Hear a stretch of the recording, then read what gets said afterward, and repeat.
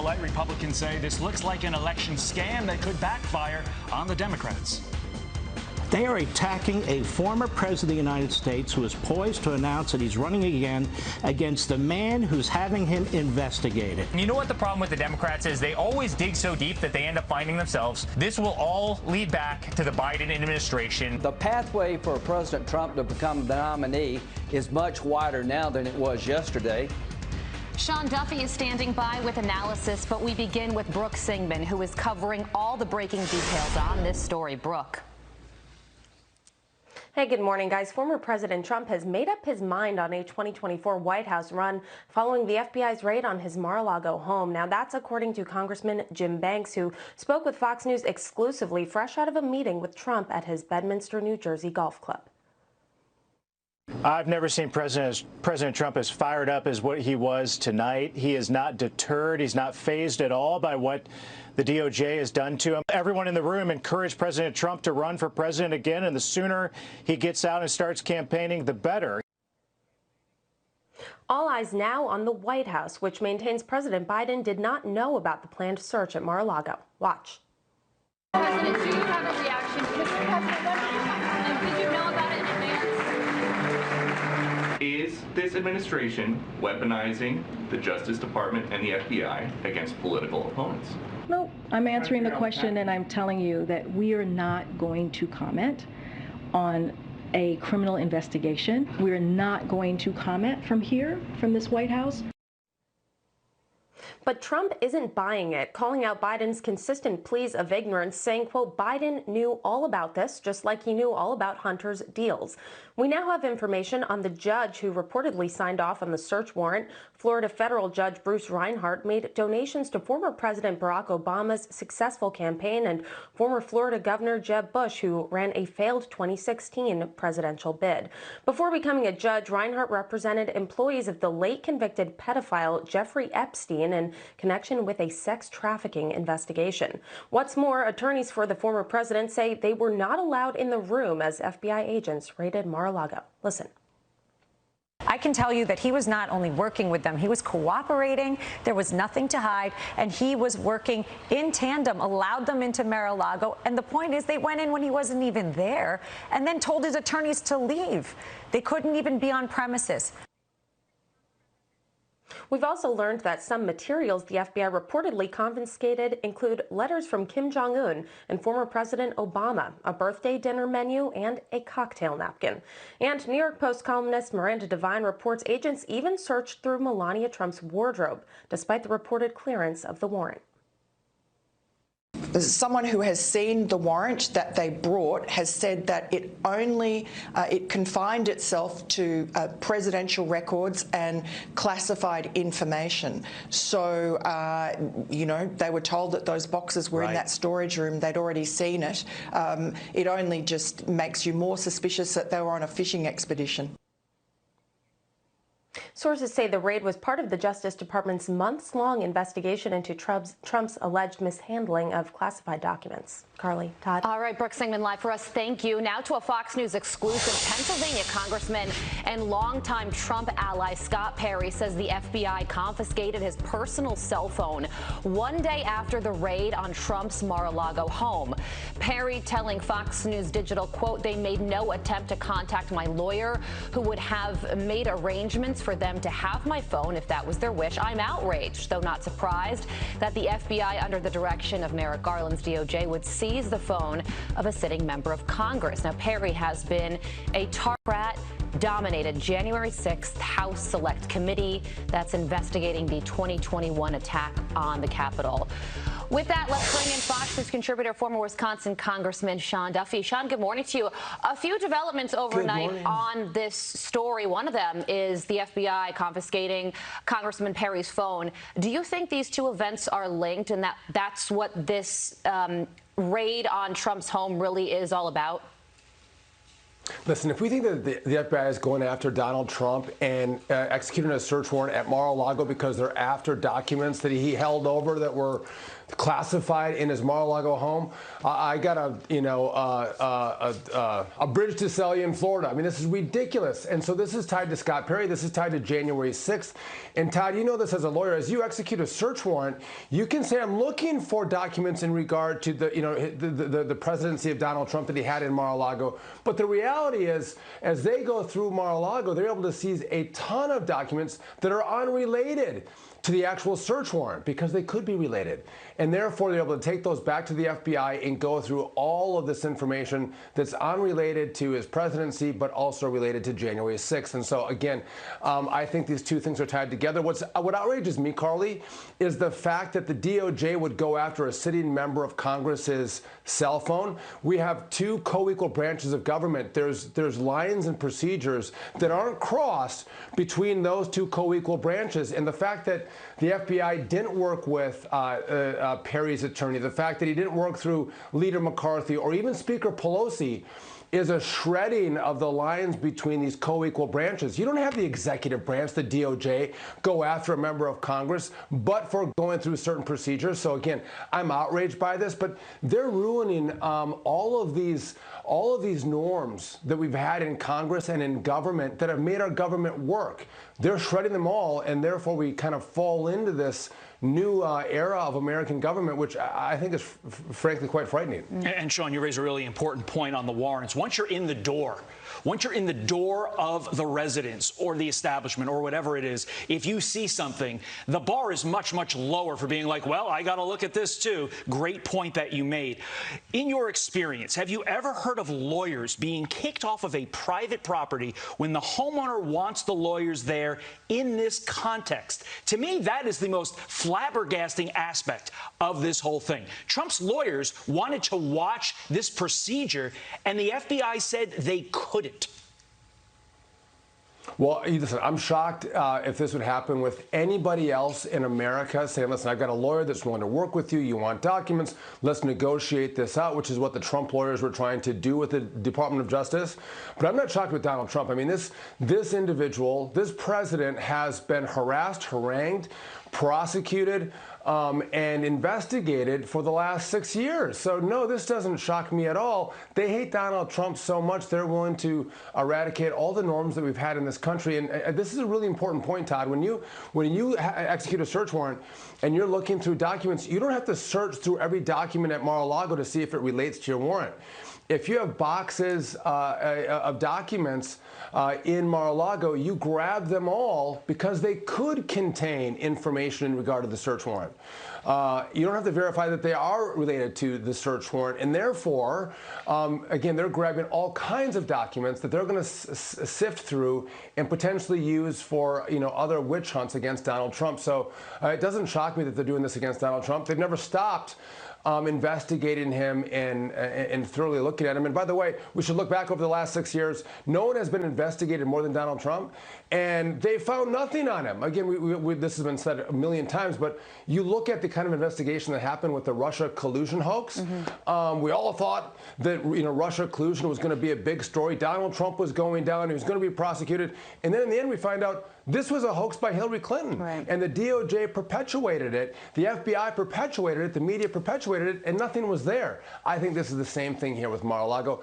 And it's made people, Republicans, angry. What they've done is they've declared war on the Republican Party. Democrats have, the DOJ has, the FBI has, political war, I should say.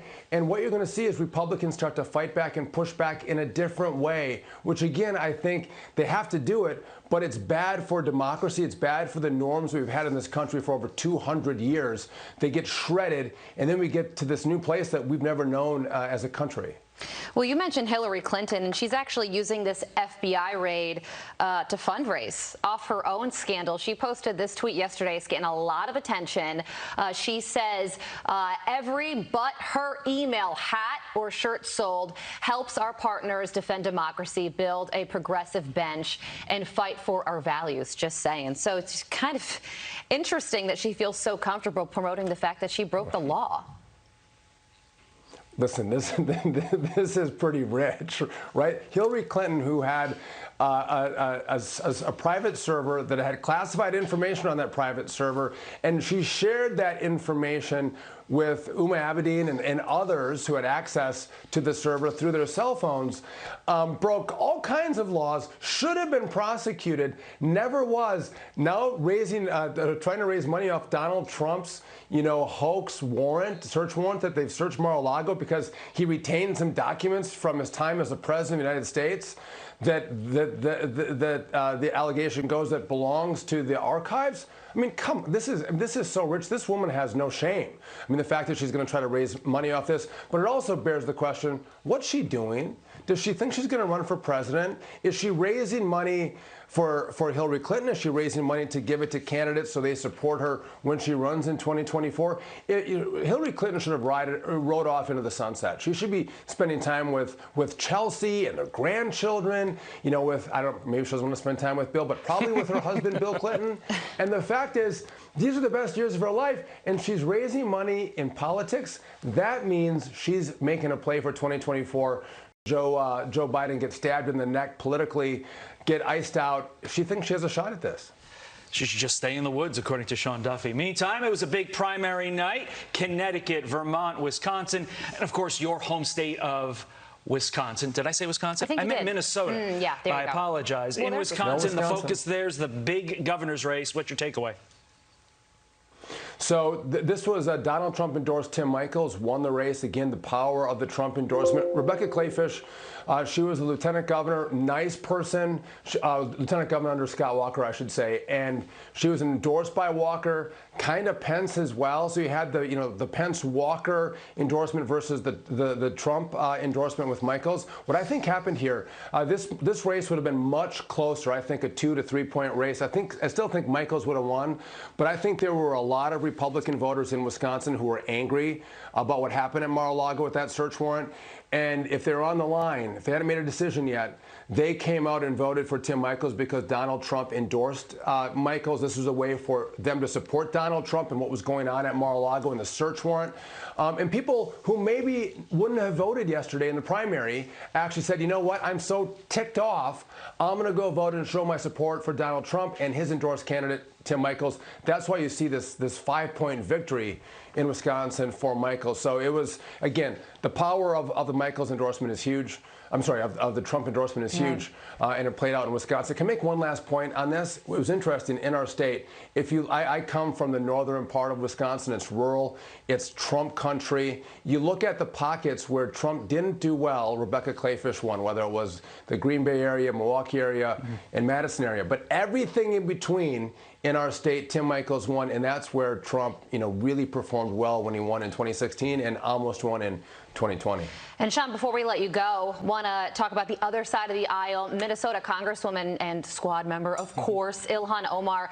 She narrowly won her primary race, just beating out a pro-police candidate named Don Samuels. So close for Don Samuels, but no cigar there. What are your thoughts?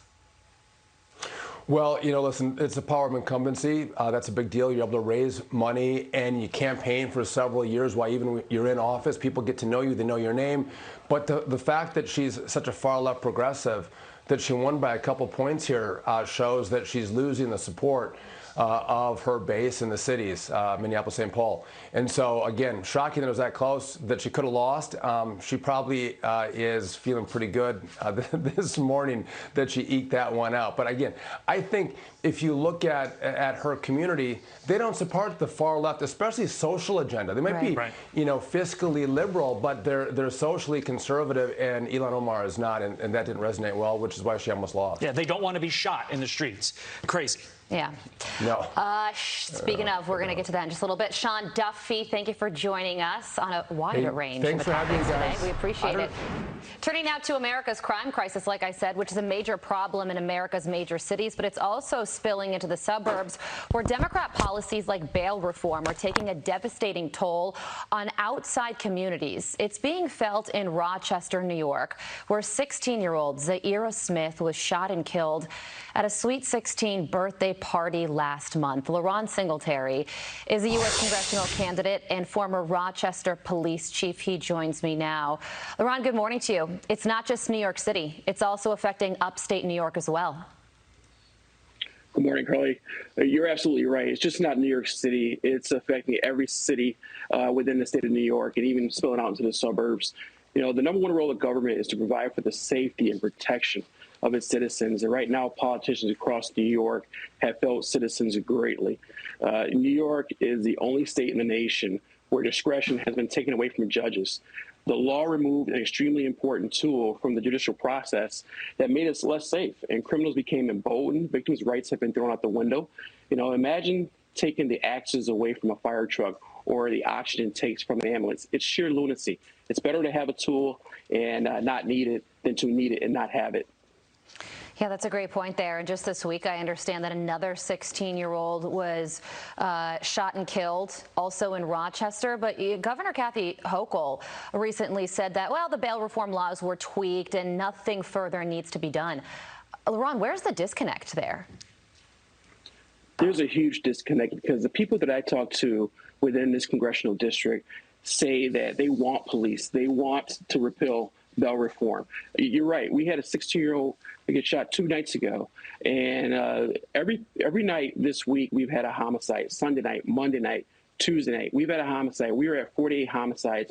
And I've joined you, Carly, before, talk about the homicide rate last year. We had 81 homicides in Rochester last year and over 400 people shot. This year, we have 48 homicides and we have over 200 plus people shot. So we need bold political leadership. They are not representing the people here in Rochester or here in this congressional district across New York State. Politicians need to take a stand and represent the people who are losing loved ones. Just like you said, a 16-year-old was also shot this week. We're losing lives due to these policies. Yeah, well, Governor Kathy Hochul did just make one move when it comes to crime. She signed a bill into law that bans the term inmate. You now have to call people incarcerated person because inmate apparently is offensive to the inmates. Unbelievable. LaRon Singletary, we have to leave it there. Thank you so much for joining us this morning. Thank you. You're very welcome. All right, a win for religious freedom in Minnesota as the jury sides with a pharmacist who refused to fill a patient's contraception prescription because of his faith. We're talking to that pharmacist next. Plus, Senator Bernie Sanders skirts multiple questions about whether he'd support President Biden in 2024. Do you want to see President Biden, Senator, run for a second term? Well, what I want to see right now is that the Congress develop an agenda. Well, let me rephrase the question. Do you want to see him run for re-election? Look, right now my concern is electing more Democrats in this midterm election. Another swing, another dodge. Teddy Sanders joins the growing list of at least 10 Democratic lawmakers dodging the question of whether Biden should go for another 4 years in office. The White House continues to maintain that President Biden intends to run again in 2024. Let me rephrase this and ask the exact same question. A new analysis from House Republicans showing that middle-class Americans will face the worst of the new IRS audits thanks to a massive agency expansion included in the so-called Inflation Reduction Act. But the White House still insists the bill only targets families making at least $400,000 a year. Kevin Cork has more from Washington. Good morning, Kevin. Morning, guys. That's their story, and they are sticking to it. However, Americans who earn less than, say, $75,000 a year are slated to receive 60% of the additional tax audits expected under the Democrats' spending package. That, according to analysis released by House Republicans. The analysis, which is a conservative estimate based upon recent audit rates and tax data, shows individuals with an annual income of 75 G's or less would be subject to more than 700,000 additional IRS audits, while those making more than $1 million would receive about 53,000 more audits under the bill, said Texas Congressman Kevin Brady. Value shoppers at Walmart and other retailers already struggling with higher prices and more expensive fuel to drive to the store will get hit with 710,000 additional audits thanks to the mentioned Biden Democrat bill. And just to put a bit of perspective on how huge we're talking about making the IRS, okay, so we're going to add another 80 grand. Okay, how about this? 165,000 staffers for the IRS. Compare that with the DOD. Compare that with the State Department, FBI, Border Protection.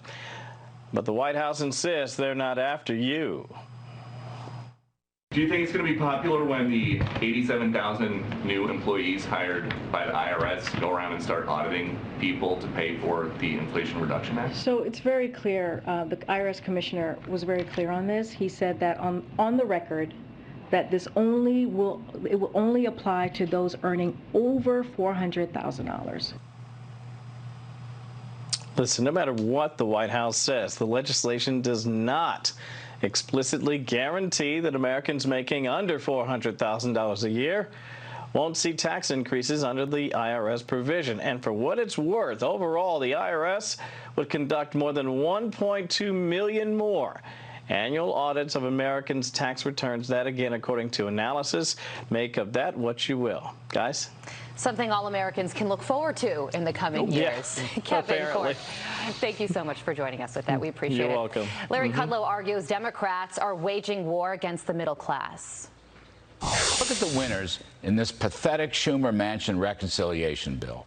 Not ordinary working folks. There's no inflation reduction. There's no anti-recession growth. There's no deficit reduction. There's not even any curbs on global warming. The winners are the regulatory octopus agencies like the EPA destroying fossil fuels, or the IRS destroying small businesses, or the healthcare bureaucrats with price controls on life-saving drugs. It is pathetic. Congress is giving more and more power to central planners who are jamming their ideological agenda down the throats of the rest of the U.S. There's no economic opportunity in that awful bill. It's part of the campaign to end free market capitalism and the 250-year American tradition of a free economic system. House lawmakers are expected to vote on the Inflation Reduction Act this Friday. Meantime, a Minnesota jury siding with a pharmacist who refused to fill a contraception prescription back in 2019 due to his religious beliefs. That pharmacist, George Bedeau, and his attorney, Charles Schreffler, join me now. Thanks to both of you gentlemen for being here. George, why could you not fill this prescription? I couldn't fill this prescription because one of the possible mechanisms of action of the medication is that it can prevent the implantation of a fertilized egg into the uterus. And in my mind, that would be ending a new human life. Were you surprised when you were sued? Yes, I was.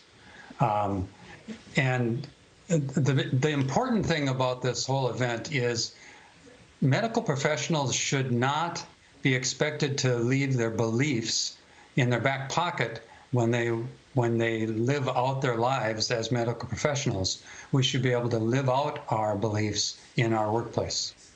Charles, you guys did win this case, but the jury did somehow award $25,000 to the plaintiff for emotional harm. Why did they do that if they sided with your client in the underlying decision on the merits?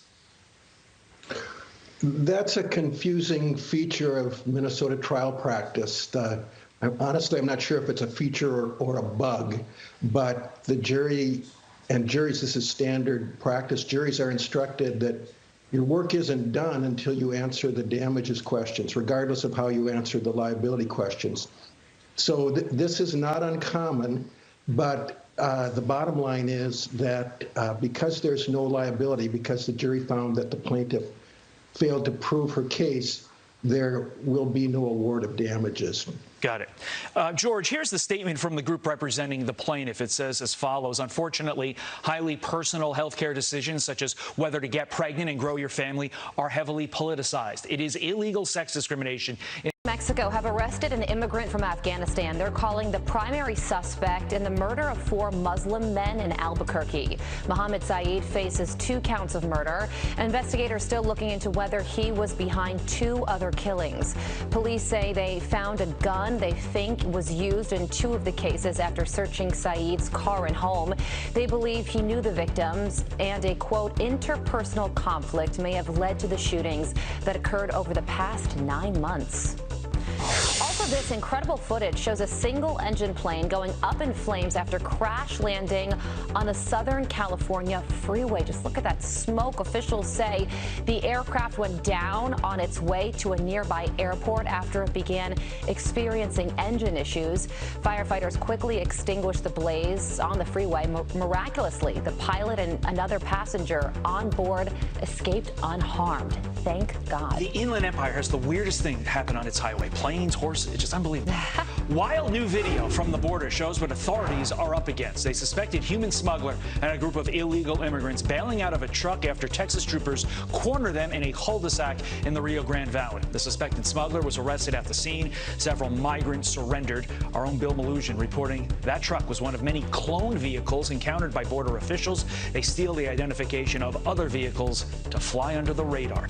Also at our southern border, the Biden administration now allowing more illegal immigrants to enter the U.S. after it officially ended the Trump-era Remain in Mexico policy. Marianne Rafferty is live in Los Angeles to tell us more. Marianne, good morning. Good morning, Carly and Todd. Well, more migrants are on the way. The Department of Homeland Security ending its Trump-era Remain in Mexico policy. Now 5,500 migrants enrolled in the program are expected to be admitted to the U.S. as New York City braces to receive more asylum seekers. Adrienne Adams, chair of the NYC Committee on General Welfare, says, quote, while there may be a rise in those seeking asylum in New York City, this does not mean they are to blame for issues that have historically plagued our system.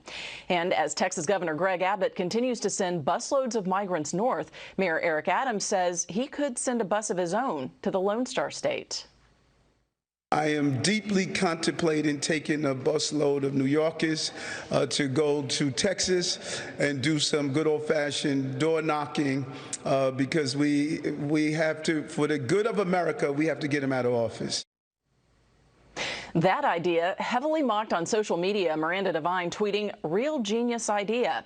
And a former Mitch McConnell staffer tweeting, what else is he going to do with his time? Run a city? The president of the National Border Patrol Council is calling on Adams' side and offer solutions. I'm so tired of political rhetoric. I'm tired of politicians trying to blame other people rather than looking at what actually happens. Because of the administration's policies, it is causing a negative impact on New York City. Governor Greg Abbott says he plans to keep the busloads coming. The mayor's office says they received another 68 migrants over the weekend. To put that in perspective, 8.5 million have crossed our southern border illegally in less than a year. Back to you guys. All right, Marianne Rafferty live for us. Thank you. With that, let's bring in Jonathan Fahey, former DHS Deputy Assistant Secretary and former ICE Director. Jonathan, good morning to you. Let's start with the Biden administration officially being allowed to roll back the Trump-era Remain in Mexico policy. What will the ramifications of that be? More illegal immigration, and that's what they've wanted all along. They've fought everything that would prevent illegal immigration from Title 42 to this. So there's going to be more illegal immigration because they are doing nothing to stop it. Every single policy this administration has implemented has been designed to encourage illegal immigration, and they've done everything they can to discourage enforcement. Just ask those Border Patrol agents from about 6 months ago. And this, you know, Bernie Sanders may not be willing to support President Biden, but I'm sure the drug smugglers and the human traffickers are certainly very happy to support him because he's made their job so much easier and so much more lucrative. But it's really an absolute disgrace. Jonathan, to that point, what's left? I mean, is there anything left to deter illegal immigrants from crossing the border thanks to the Biden administration?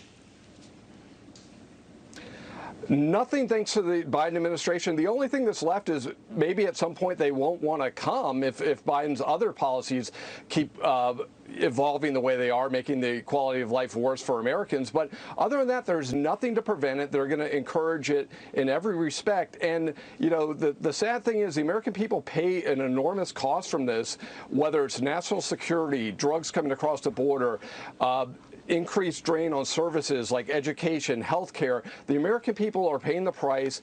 It's such an elitist issue, and it's very sad that the administration just completely ignores the interests of the American people and is going to encourage as much illegal immigration as they can because it's politically, they believe, in their interest. Well, Texas Governor Greg Abbott says that he's not back.